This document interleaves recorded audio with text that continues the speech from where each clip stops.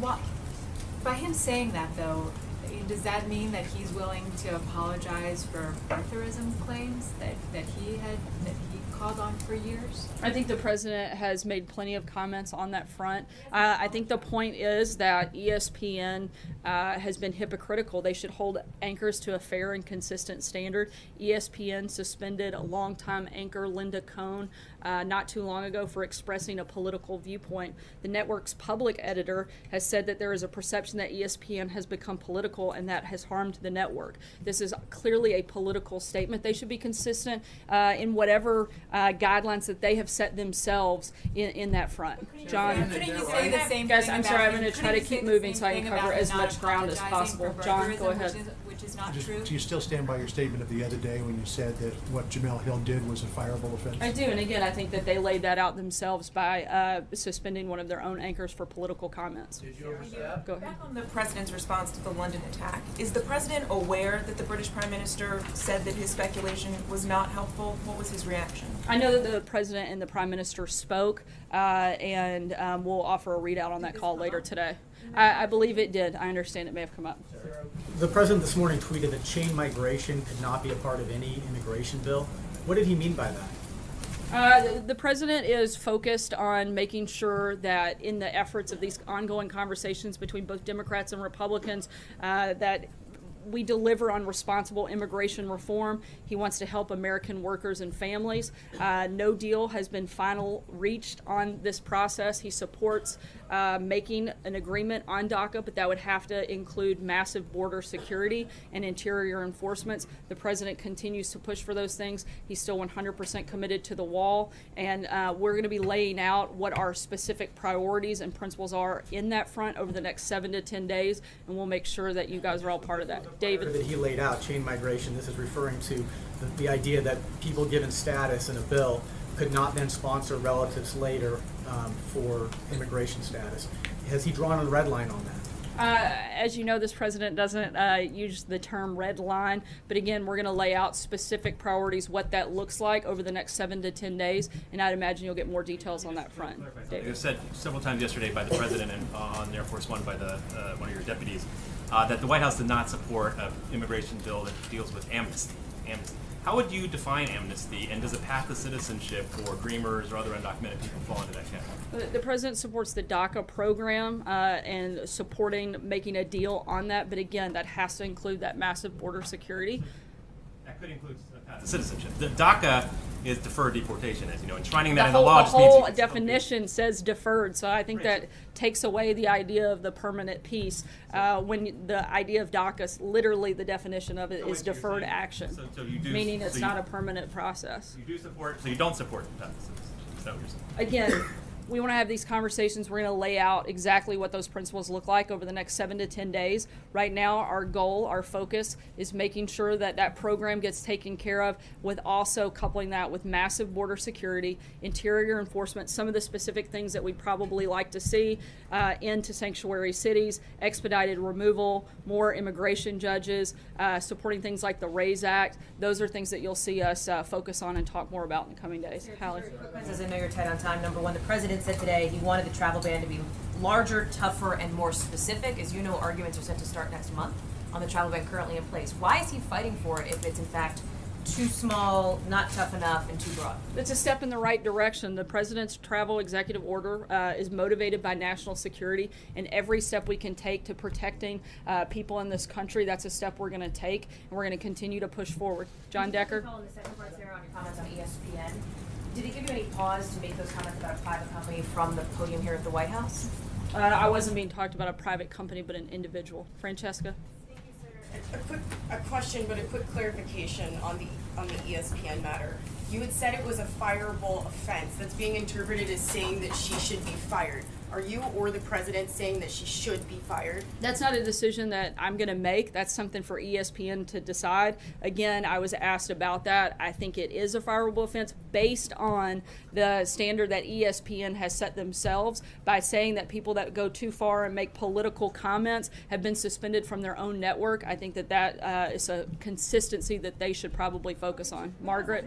To a private company, Sarah. Margaret, Just to get back to that Hallie, I've already question. taken a question from you. Clarify that, and I know you have, and I appreciate that. that, but you said it was an individual, not a private company. I'm just asking you to be respectful to your colleagues so that I can get around the room. I've got about 2 minutes left. Go ahead, Margaret. You haven't answered it.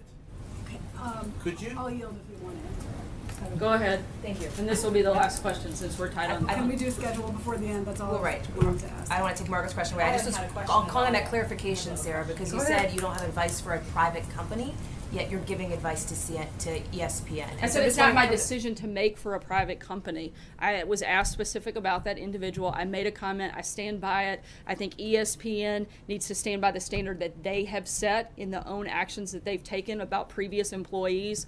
I really don't have much else to add on that front. I have a question first to General McMaster before I get to one more for you. General, you mentioned the, obviously, terror incident overseas in London. The president tweeted this morning that it was sick and demented people who were in the sites of Scotland Yard.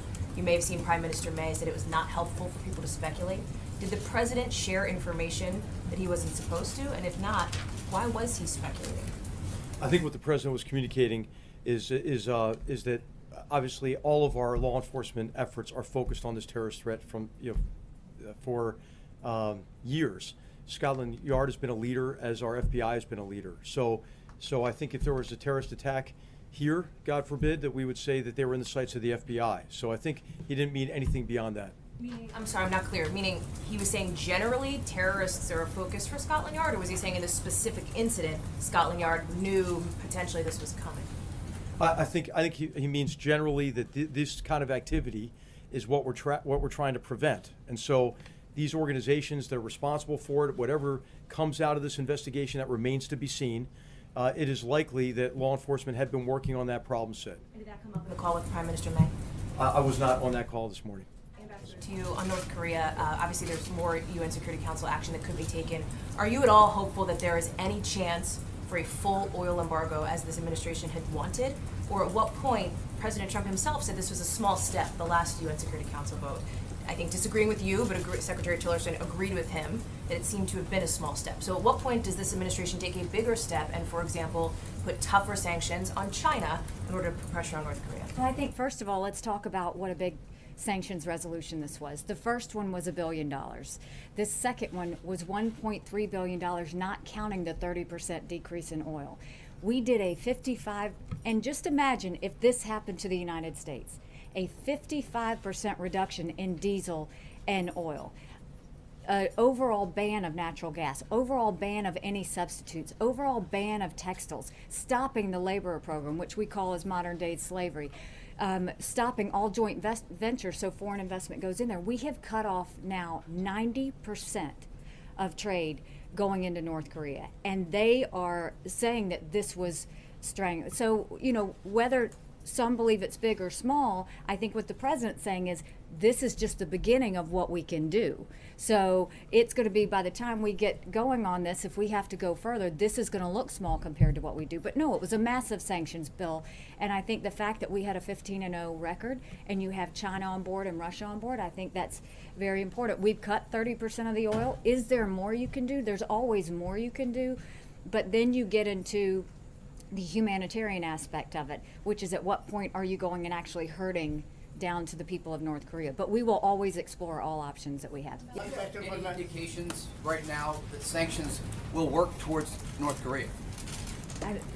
You have to look at how much has been cut off. They've already started to feel it, but they're getting ready to feel 90% of their exports going away. 30% of their oil. Imagine what that would do to the United States if it was there. And if you look at what I was looking at what North Korea was saying, they said it was a full-scale economic blockade, suffocating its state and its people. This is dramatic. This is something, and not only is it dramatic, but you're looking at Peru has dropped ties, Thailand has dropped ties. We're seeing so many just kind of get rid of either the ambassadors or the trade that they're doing. There is no way that North Korea doesn't feel this. Now, how they choose to respond, this is totally in their hands on how they respond. Gentleman in the center, yes. Thank you, General. My question's about North Korea, which is perhaps the biggest foreign policy challenge for President Trump right now. About a month ago, the president issued a threat to North Korea. He warned of fire and fury. And as you know, Ambassador, at the UN Security Council, you've imposed tougher sanctions on North Korea. Both of these efforts do not seem to be changing their behavior. Is it time for the U.S. to change its approach to North Korea?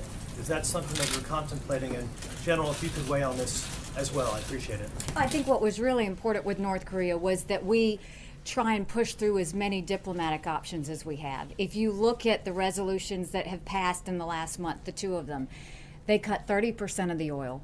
They banned all the laborers. They banned 90% of the exports.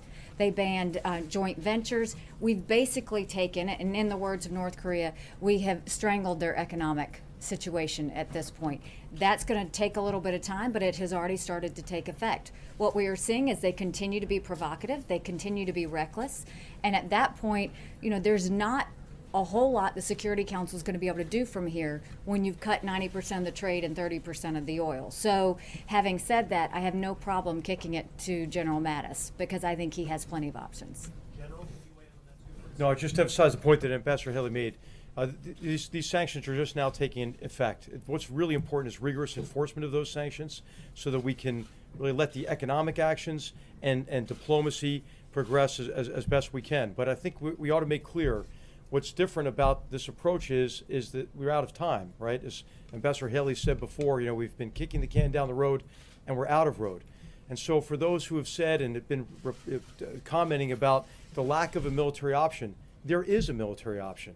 Now, it's not what we would prefer to do. So what we have to do is call on all nations, call on everyone to do everything we can to address this global problem short of war. So that is implementing now these significant sanctions that have just now gone into place, and it is convincing everyone to do everything that they can, and that it's in their interest to do it.